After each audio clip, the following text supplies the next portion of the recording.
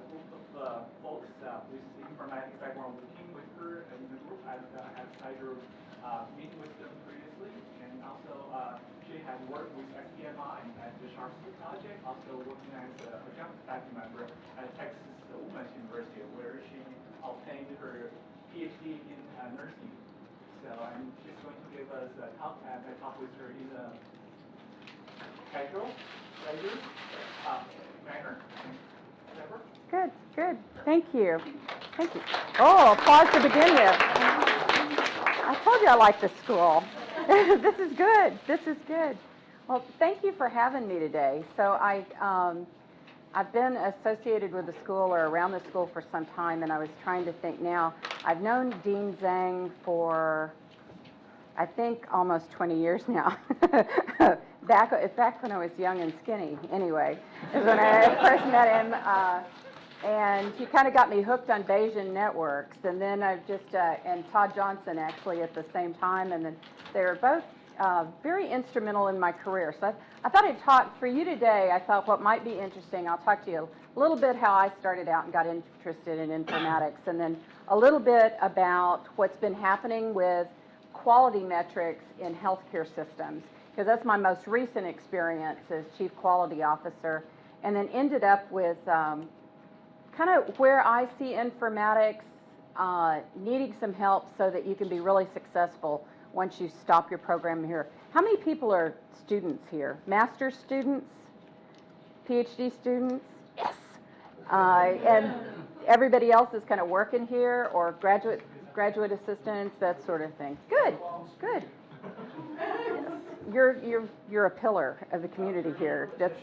That's right, you do. You're stealing my talk, okay? All right, so I met him, and I met Dr. Johnson, and I met Dr. Zhang then, and I had a critical care background, and I was a clinical nurse specialist in critical care. So, and does anybody know what the CCNS after my name means then? Critical care clinical nurse specialist was what that is. Now, I have to explain that from time to time. Why? Because it's not familiar to you, right? It's not something you usually see. RN, you know, PhD, you know, but that other acronym is something different. And during the time that I knew Dr. Zhang, I stumbled upon what ended up being my dissertation topic, which was as obscure as tubing misconnections in healthcare, which causes quite a bit of pain and agony, and now has changed, the national standard has changed through that. And Dr. Zhang introduced me to Don Norman, who was actually the chair of his dissertation committee. And this book became very important to me because it helped me understand what happened when people did things that they didn't want to do. And that led to a safety career after that. So I'm really glad to meet you, and just wanted to give you a heads up that there's a quiz after this lecture today, and you can win prizes for answering the quiz, just to let you know. So if that's okay with you, then I'm going to tell you a little bit about what I see that's really important, from just a piece of what's important from a quality officer's aspect right now in healthcare. And that is the National Quality Standard. Has anybody read this yet? Where would you find the National Quality Standard if you wanted to read it? I'll give you a hint. I'd Google it. That's what I would do. It would be Googled.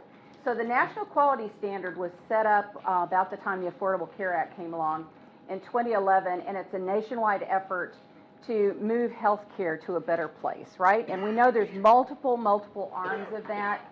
The strategy was supposed to align these quality measures with quality improvement activities.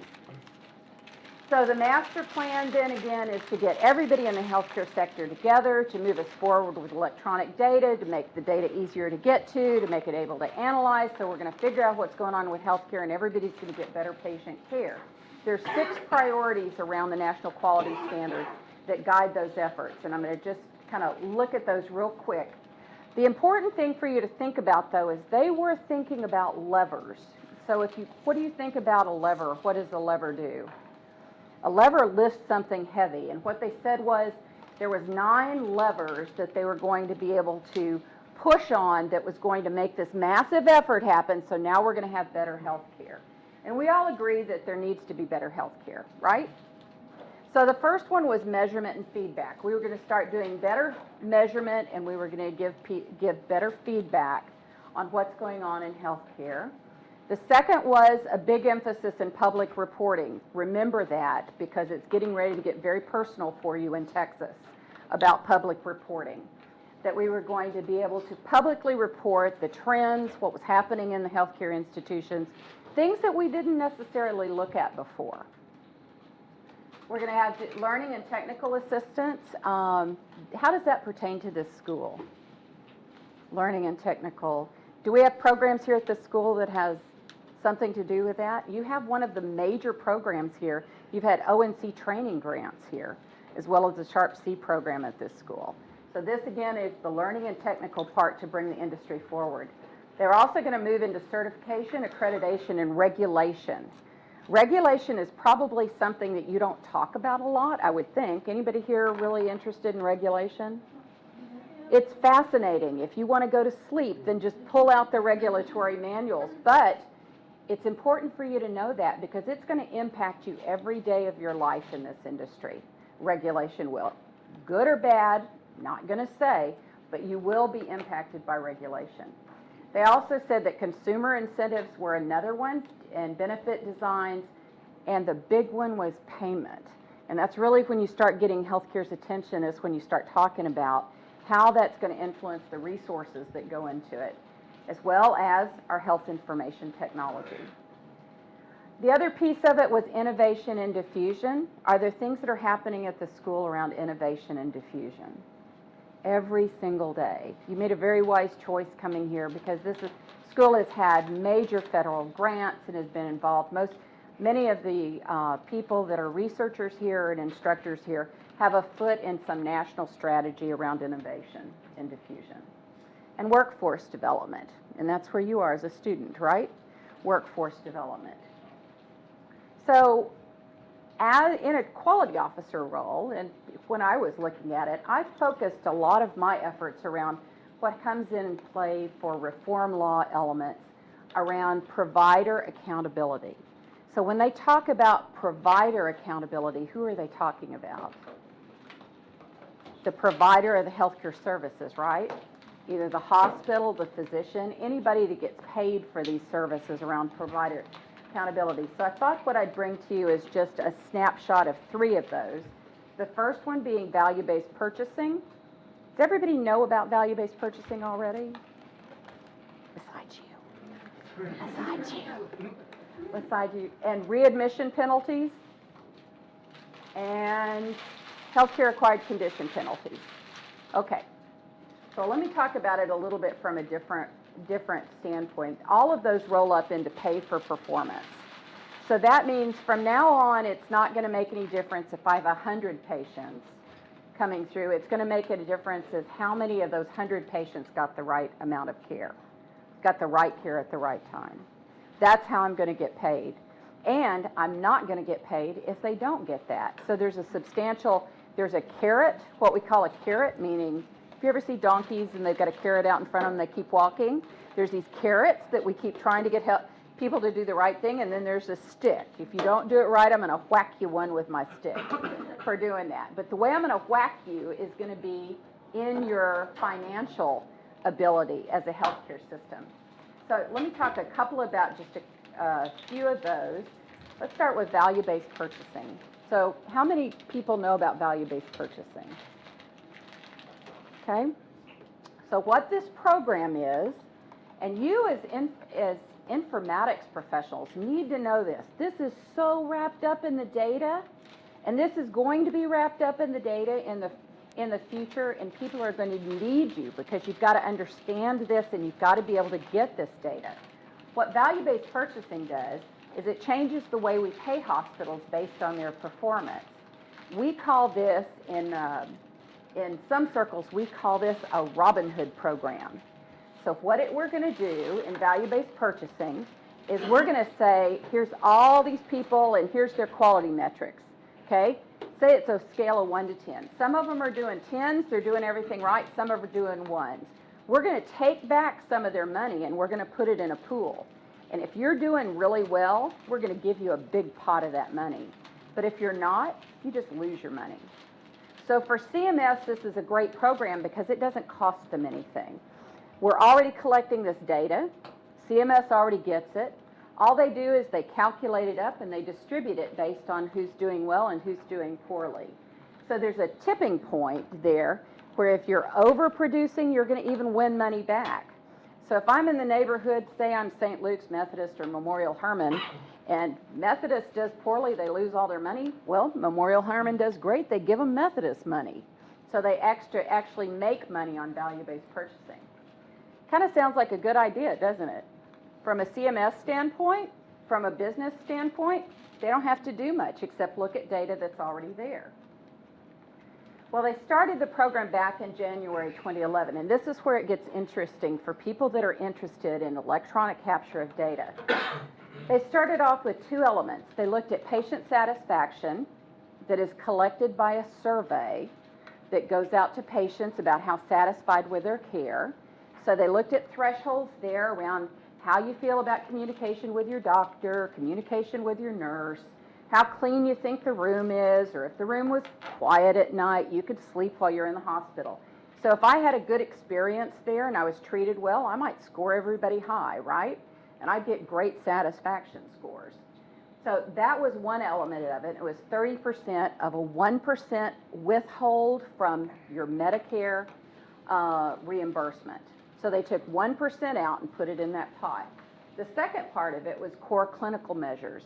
And those are things like heart attack. Did I treat you well with heart attack? Did I give you the right drugs at the right time? Did I do the right treatments for pneumonia?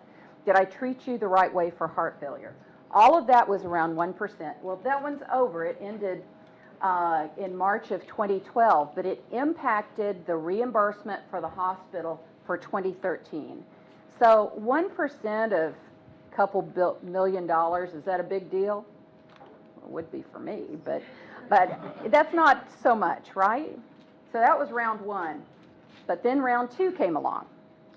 So with round two, they added one more piece of that. So 25% of a 1.25% withhold of what you would get reimbursed. Now remember, these are services that you're already doing. So you're in business as a hospital. You're already taking care of these patients, and I'm going to take back 1.25% of that, and I'm going to hold it back based on your performance scores of this, and I'm going to add in there mortality for the top three: heart failure, myocardial infarction, heart attacks, and pneumonia. So that's going to be 25% of the equation. 30% still going to be on patient satisfaction. And remember back to the lever that I talked about? They're going to keep getting into that space with the patient to see how satisfied the patient is. So we're still going to have 30%. And then the clinical processes of care are going to be down to 45%. So that game's over, and it impacts the hospital's reimbursement financially in 2014. That game's over. It's already done. The scores are already out there. Why does it take so long for the impact to apply? Well, I would hesitate before I ever told you why CMS does much, but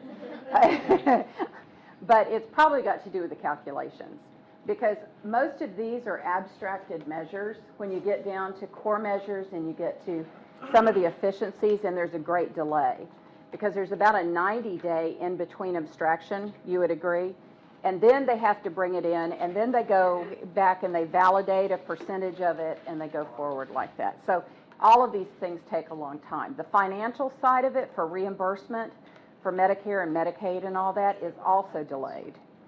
I can't help but laugh about it when I think about it, because all of these are staged out so far. I'm not really sure how many healthcare systems are going to be able to keep up with this, honestly. When they have the impact and you're going back to see if maybe they're taking more money from you, maybe they're taking more than they should. Maybe they calculated wrong. I mean, they can make a mistake. It's going to be very difficult to check that out. Okay, so now we're to round three. So since CMS never wants you to be bored, they threw something else in there. They've got now efficiency, and that's Medicare spending per beneficiary. Anybody ever heard of that? So that's how much you spend per beneficiary for Medicare. So that means if I get sick and I go to the hospital in Lubbock, and they charge me $5,000 for the same thing that I get charged for here in the medical center, how much is it going to cost me in the medical center? Maybe it cost me $20,000 to get treated here. So they're going to start looking at Medicare beneficiary spending per beneficiary. And they started throwing that in the equation for 1.5%. So see, this is incrementally getting a little higher, right?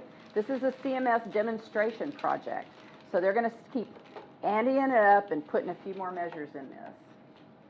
Round 4 is also over, and when round 4 came along, they also started adding in patient safety indicators, and they added in the infection control rates.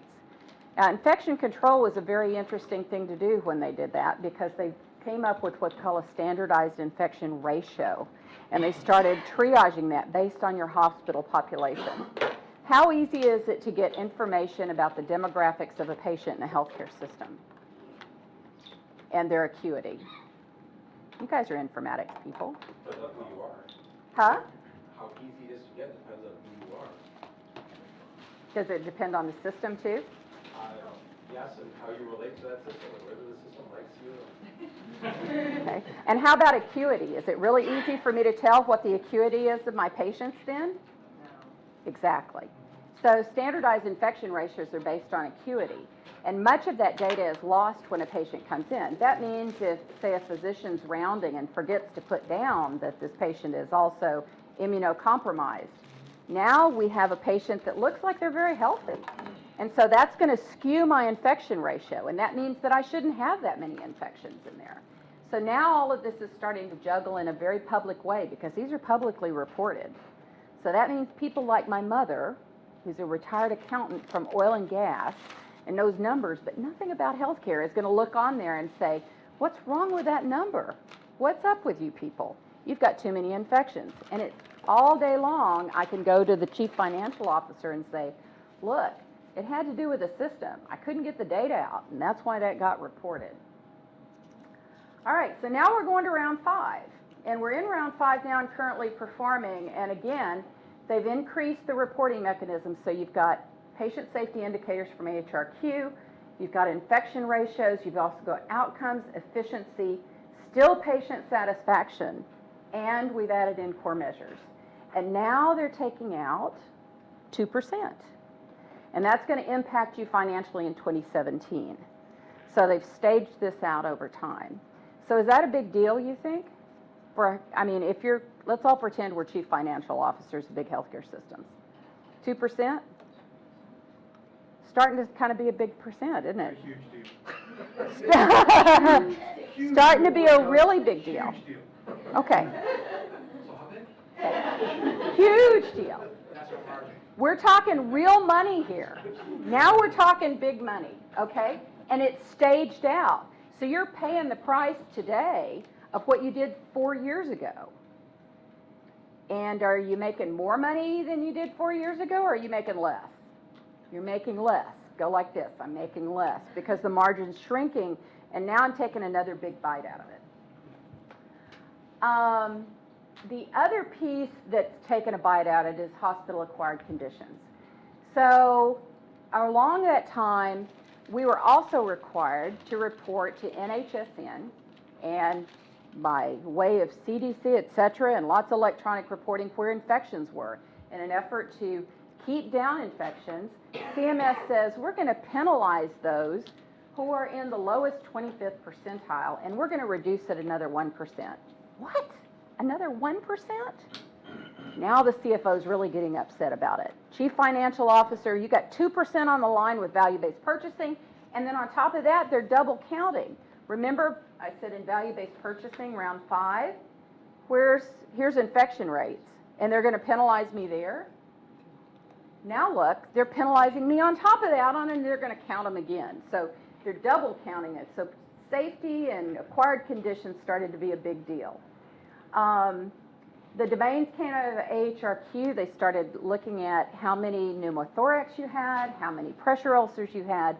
It became very important to be able to document those. Are they present on admission, or did you get it while you were in the hospital? And where does that information reside? EHR, good choice, good choice. So that means if I'm not able to capture it there, what happens to those rates? Maybe I look better if I don't capture it there. So if I'm thinking with my evil hat, if the EHR doesn't work and I'm not capturing it, well, there's a little problem with that, and that is CMS comes in and audits you. And guess what happens when they audit you? If they find out you're not counting it, you get double the penalties for that. And there's a whole bunch of companies out there that love to work for CMS, and they become CMS auditors, because guess what they get? They get a percentage of that. So it works out really well. All right, so here's all these NHSN measures. There's a ton of them. They've expanded it, and every year, this is just 1 year's worth, this is 2010 to 2013. Every year they're adding to this, so it's more and more. So data systems in the future, if you think about it, the way CMS is going, it's much more expanded to all of these different types of conditions that are around the hospital. And when you look at that, what they're looking for is they're looking for surrogate measures where they can go to one data point and they can pull that out electronically and concurrently for review, so they can tell on a real-time basis what's happening to patients in the hospital. Which means that all of this delay that we're seeing is going to go away eventually. It will be concurrent review of the data if the electronic schema goes forward, and they'll be able to penalize you before the patient ever walks out. Kind of like Minority Report. It is kind of like Minority Report. It is. I'm paranoid, but they really are out to get me. So let's talk a little bit about readmission. So here's the other problem with readmissions is that Medicare came up with, well, you know, CMS said there's too many readmissions. So we're going to start looking at 30-day readmission rates for heart attack, for heart failure, pneumonia, and for COPD. And then they added on elective surgeries. The major point of this is this. Before I, wax philosophical about it anymore, is as you look at these penalties, remember, I started off down here. We were in 2013. We were getting penalized that little 1% for value-based purchasing. But now you're added on infections, and I'm getting penalized for that. And now you're adding on, you're put hospital-acquired conditions, and there's pressures, ulcers, and I'm getting that. In 2017, that number is 6%. So I would say that it's getting kind of successful from the CMS standpoint, right? Because everybody's paying attention to what is the data, how did you collect it, did you meet the definition of collection, did you get the count right? Because what happens when they get audited and the count's not right? You get double penalties for that. And if you do it too much, your hospital license is in jeopardy. They will shut your doors. Because this is the price of getting federally funded, is that you meet all these requirements from a regulatory standpoint. This is, I had a great conversation with a cardiologist to remain nameless one day, and he was saying, I heard that CMS was going to start reducing the amount they paid me for stents. And I just want you to tell them they can't do that. And I said, well, that's a little above my pay grade. I don't think they're going to do that. If you're going to play the game with the feds, if you're going to get federal reimbursement, you have to do this. There is no choice. This is a mandatory program. So what's happening here in Texas? This is kind of interesting to kind of complicate. I am a native Texan, so I can talk bad about Texas. I have a license to do so. Texas usually goes a little above and beyond whatever the feds are doing. We've done that with privacy, with the Medical Privacy Act in Texas.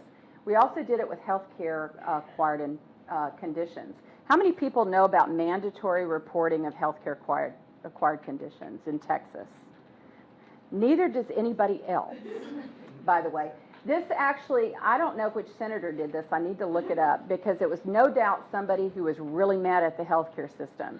Back in 2009, they passed a bill that said there's mandatory reporting. You have to report as a hospital if you've got a preventable adverse event. So did you have to do that before? If something bad happens in the hospital, do you have to report it? You didn't have to report it. And now Texas is saying you have to report it. And that includes hospitals and ambulatory surgery. And they said it'll begin in 2015. Now, they gave us quite a bit of time to do it, and sure enough, they also said, not only do you have to report it, but we're going to put it up on a public website. Now, that sounds like a public relations nightmare, doesn't it? So when you get ready to go have your tonsils out, you're going to look on the public reported website to see how many infections happened at that hospital. Did that make everybody happy at the hospital?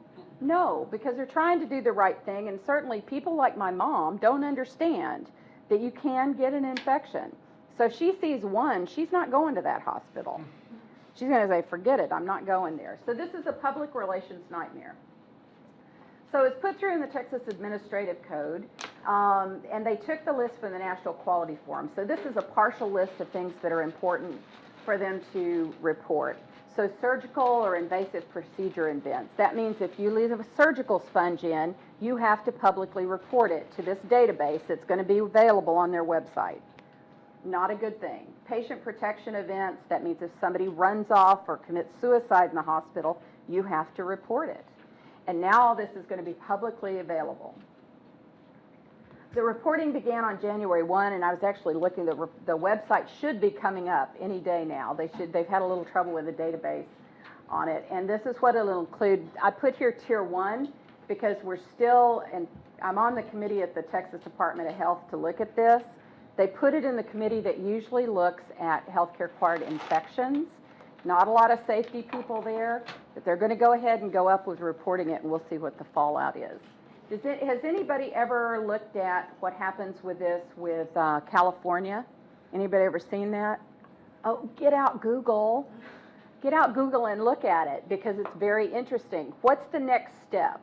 If you think about what CMS does and you think about regulation, first they publicly report and then what do? I'll give you a hint, it costs dollars. They start putting fines, right? So the very next thing that's going to happen, and what they're talking about at the Texas Department of Health right now, is if I'm a hospital and I decide I don't want to report this, they're going to come in and do audits.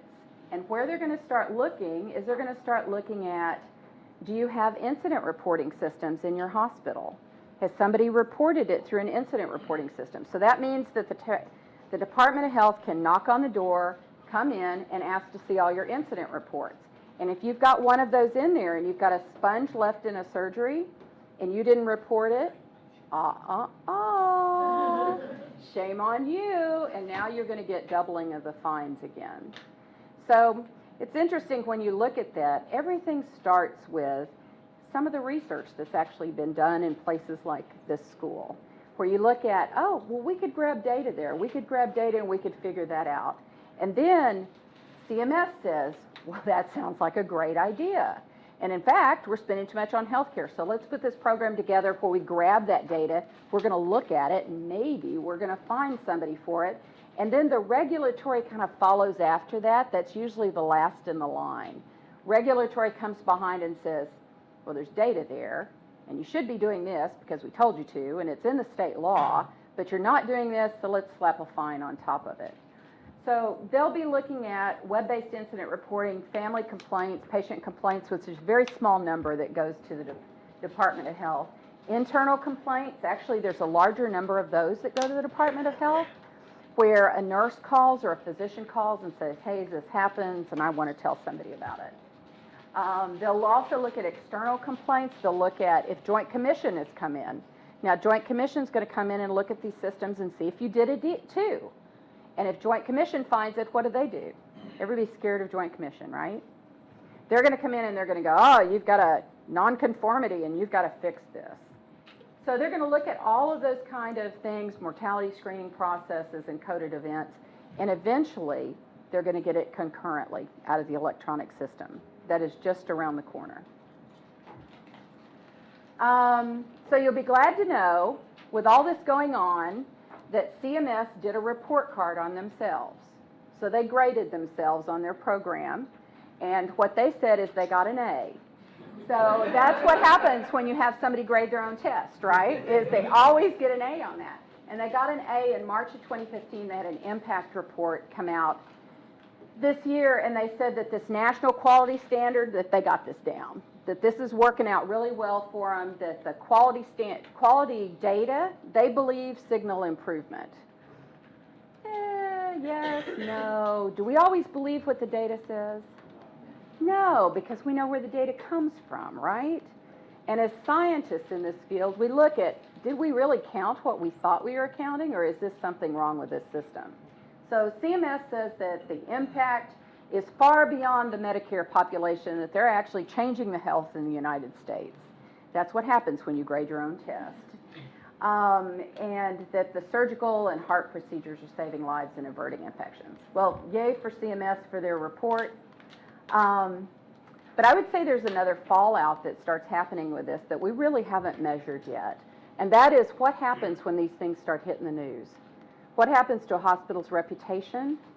What happens to their ability to function when these things happen? And what happens when they get fines? This was, you know, I just Googled it. I Google things, guys. Just keep Googling it.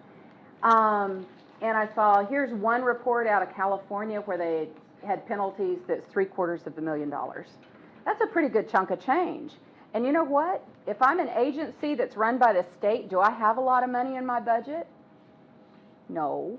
They don't have a lot of money. So this is really kind of nice for them to be able to put these fines out there. There's a lot of motivation for them to go ahead and take a look at these things.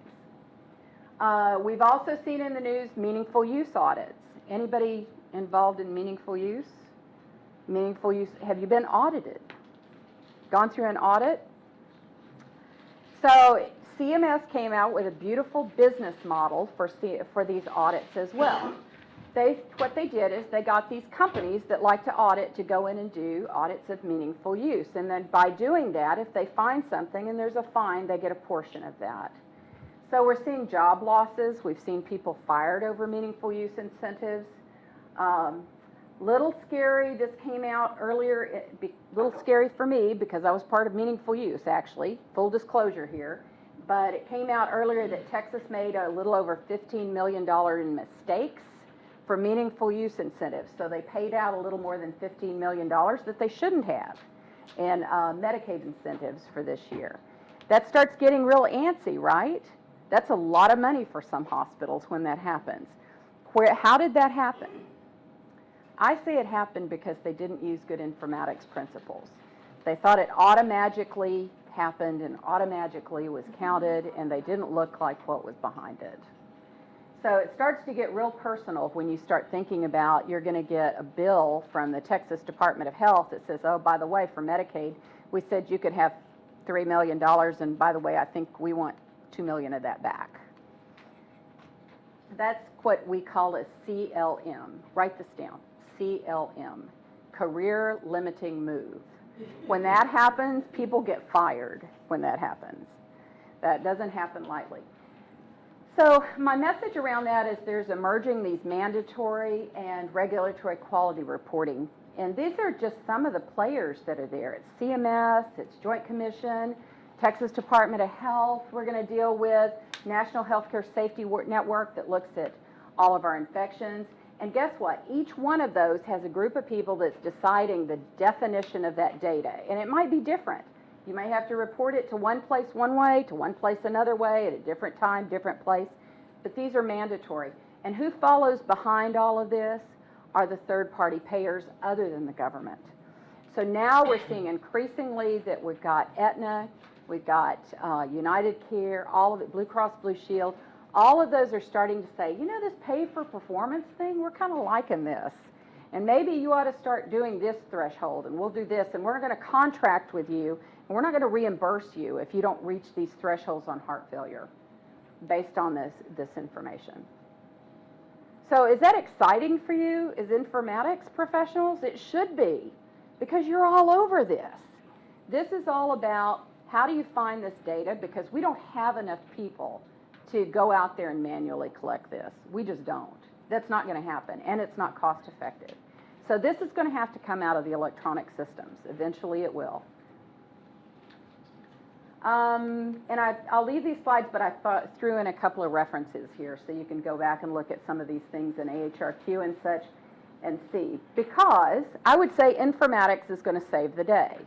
When we have people that understand the knowledge that's in those electronic records or in those text boxes and can manipulate it and can meet all these requirements, then not only are we able to function with less overhead, but we also can do it correctly so we avoid these fines. We are not there yet, so all of you need to be there. So questions about what I've said so far? Stuff you knew, didn't know? Well, I'm curious, Interesting. as you've been doing quality for a while. Yeah, And it's been a while. Since I started working, with Debora Simmons and some of the quality folks that talked about health, Mm-hmm. I've started learning more about, Six Sigma and process control and making sure. It's surprising to me that very few people in healthcare, locally in the places I work, or the people making these incentives and disincentives know about that, because what they're doing is absolutely flat out wrong if they don't improve the system. We've done this in industry, Yeah. and a lot of industries have changed, some of them haven't. Mm-hmm. So the question is why? Because the IOM estimated that we waste $750 billion a year in healthcare in the U.S. Mm-hmm. And in context, the NIH budget is about $30 billion, defense is about $250 billion. Yep. Okay, so we could save that money and split it between defense and NIH and be a lot better off. Obviously, some people would make less money, because that $750 billion is. I don't think you should run for political office. I think you're a very intelligent man, but thinking like that will never get you in political office. So what's happened with this? How are these, I have seen change because of the disincentives, and it's upsetting to me that the change has happened because of the disincentives. It's very disappointing to me. It's very disappointing. I think I passed my anniversary of 30 years a nurse this last year. And during that time period, even before I was in quality, we had lots of opportunity to do this, lots and lots of opportunity, and we didn't do it. So I would say now probably the technology has gotten to the point where it's disruptive technology. We're now starting to capture things that maybe somebody didn't want to report before, and so nobody looked at it, and so I didn't have a reason to, and we're being forced to do this. Is this the right way to do? I don't know. That's a longer discussion. He also said a bad system would be a good person every day. Yep, and he's right. A bad healthcare system, or a system, I mean the U.S. healthcare system, I think will be a good implementation every day, and a good clinician, and a good CMIO. I agree. We have a bad system. We got a bad system. So what's going to happen? These are bandages. These are bandages. Well, I think they're bandages, and I think they're demonstrations, of how bad it is, like we needed another one. But that said, does it motivate us to change? I think it does. I think some health systems, it does motivate them to change. And I think some are forward-thinking enough to work with things to change and will start adopting some of those principles where they do have performance improvement. But if you think about the past, it's never been a hemorrhaging issue before. It's never been an issue where if I don't do this, I can't open the doors. Now, it's getting to be the point where if I don't do this as a hospital, my doors are going to close. That's just the way it is. If I don't report, my doors are going to close. If I report wrong, they're going to find me, and then they're going to take my hospital license away. So. But I don't think we're saying that's a bad thing, though, are we? I'm making no judgment on this.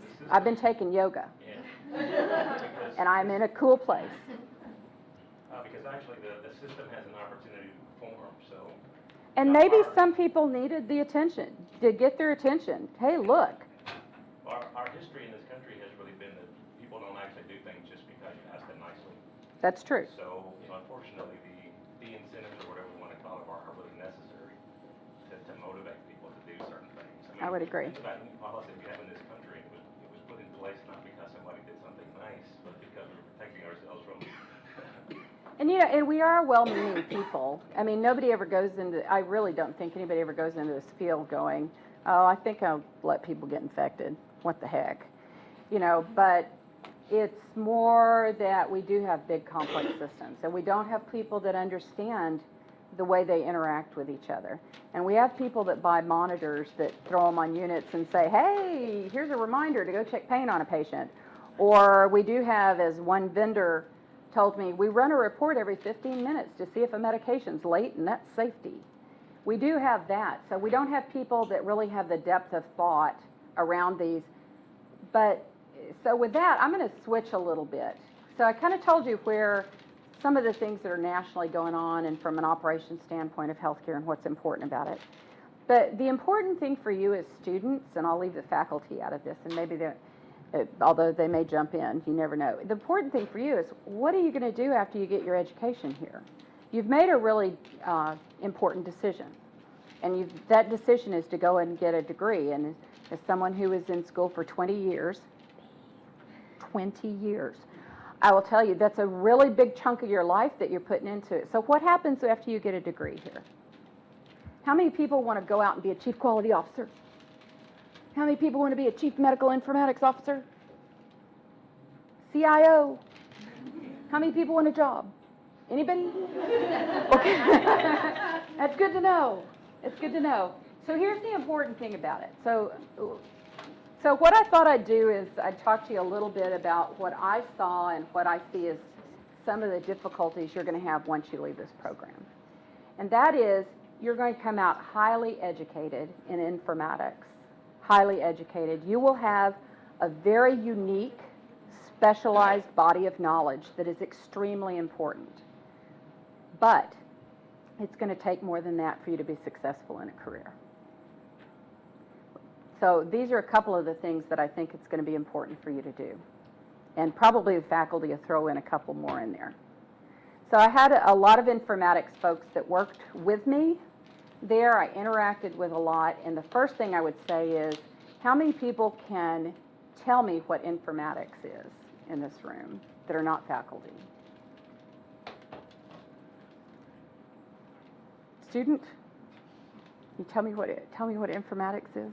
To me, it's the use of data and information to really share and spread knowledge effectively in the healthcare version of informatics. Okay, because people are going to ask you, if they haven't asked you already, what do you do? What is it you do? So my first advice to you is to read what the school says that you do. And this is what the school says that you do.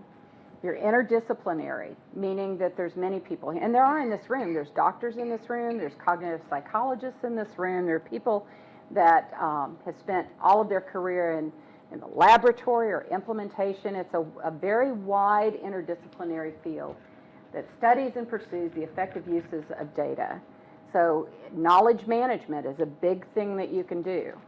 The important thing for you to know, though, is if you talk to my mother, remember my mother, the retired accountant from oil and gas, you've got to be able to explain to her what you do. And more importantly, when you go into a job situation in healthcare, whoever's interviewing you, you've got to explain to them what you do.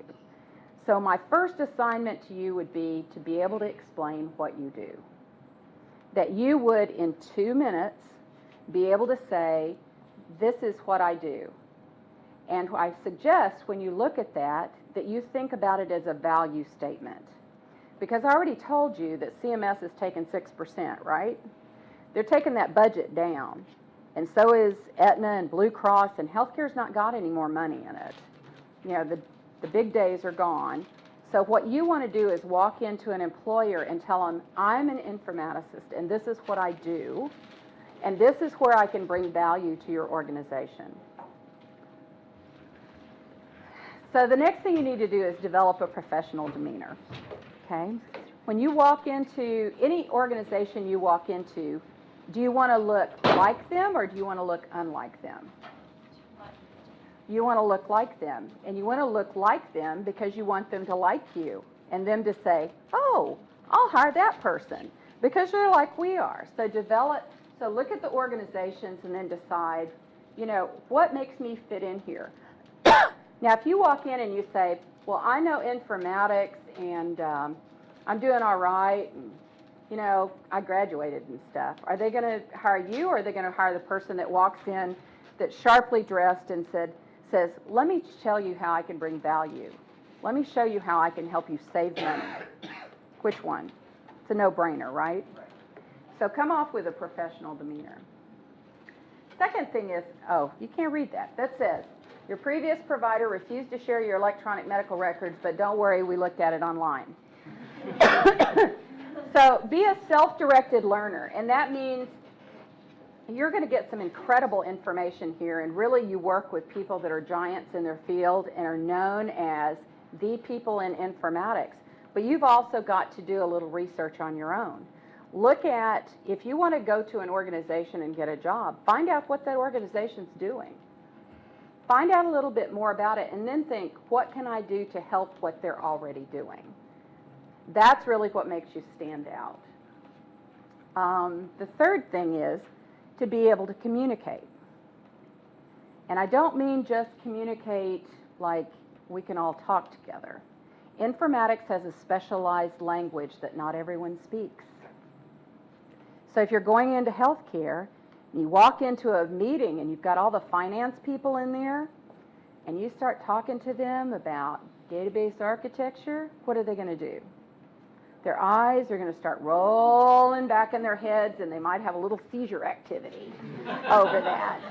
And really what they want to know is how much money you need for your budget is what they want to know, because their language is the finance language. So as informaticists, as professionals in this field, you really cross over everybody, right? Is there any place that you don't go? You go to the lab? Yes. You go to the IT department? Yes. Do you go sit in the physician's lounge and help them? Yes. Do you go to the nurses and see what the workflow is? And you've got to be able to communicate with those folks. And don't assume that they know what you're talking about. Do you remember what CLM is? Career limiting move? When you start speaking in another language and you can't communicate with them, they say, you're not valuable to me.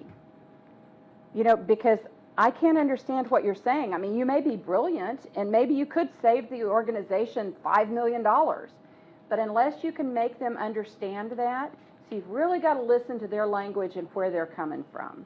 So you really understand what they've got. Okay, fourth bit of wisdom that I would say is learn to negotiate. You know, when you step out and maybe you're going to walk into that meeting and you got the financial officer there and you're going to say, you know what, this is stupid, I can fix this. I know exactly what's wrong with you. I learned that in Todd Johnson's class. You people are crazy. I can fix that. Do they listen to you? No, they're not going to listen to you. And are you going to get everything? Are you going to get everything you want? Are you going to get everything you want? So you got to learn to negotiate. So by that I mean you may get one thing you want out of a list of 10, but you get that one, and then the next meeting you go back and you get the second thing and the third thing, and you'll get where you're getting, but you got to negotiate. So always remember, it's a give and take situation. When I started doing safety work years ago, I realized right away that I was going into situations where they had a medical error and everybody was mad. The whole room was upset about it and everybody was upset. And a friend of mine, I was very lucky, was a lawyer, and she was telling me about how she works with bad situations, and she said, you mediate that. So I went and took mediation classes. All these are learned skills. Nobody comes out knowing these things, so you learn it after a while. Fifth thing is practice being an asset. Practice being helpful. And the reason I put this cartoon on here, it's fear flames ignorance, and that increases hate. How many people do you know, how many organizations do you know where they love the IT department? Nobody likes the IT department. Why don't they like the IT department? They don't understand the IT department. They don't understand the IT. And there's some nice people over there. I've gone to lunch with them. They're really nice. They're down because people don't like them. And so they're hiding. So the reason I think is because they're fearful. Nobody wants to look stupid, right? Nobody wants to be embarrassed. Nobody wants to look like they're dumb. But gosh, when they start talking, I feel like I'm dumb because I just don't know what they're saying. And so I have to tell them, dummy this down, blonde it up for me a little here. You know, give me an idea about what's going on. if I don't do that and that person doesn't explain to me, then I start hating the IT department.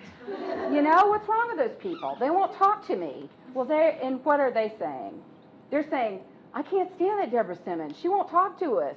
We tell her the most simple IT stuff and she looks at us dumb like a blonde. So my best advice to you is you've got a very specialized bit of knowledge. You've got to be able, though, to break it apart and explain it to all these other disciplines so they understand what value you have with it. And the last thing is never stop learning. You know, I don't know if you thought that you were going to get a degree and that was it, and then you could watch all the reruns of shows that you missed while you were in school, but it's not going to happen. It's not going to happen. There's just too much out there, and you are knowledge management experts. When you walk out of here, you really are. So you've got to really kind of know what's the winds of change bringing up, what's in the future. You know, when this really kind of gets going, we've got concurrent review of this data, and we start to get the regulators in there, there's going to be a great demand for people that just even understand the basics of this to get forward. I mean, there's a demand for informatics already. So be able to express what your value is and never stop growing or learning, because it's going to change tomorrow. All right, so questions about that? Okay. So here's your test. Google, people, Google. All right? Okay, who was Dean Zhang's dissertation chair? Norman? Huh? Norman? Don Norman, close enough. Close enough. What was the topic of my dissertation? Nursing. Wrong. No. Google. Tubing misconnections, anybody? Who said that? She did? Who said that? Excellent, excellent. Okay, last question. What does CCNS stand for? Who was first? Yay. All right, with that, I'm around if you have any questions I can help you with, but otherwise, thank you so much for having me for lunch. You're welcome. Great book.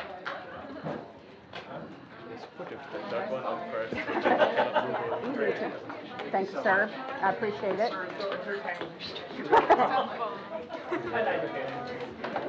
You guys are fun. You guys are easy.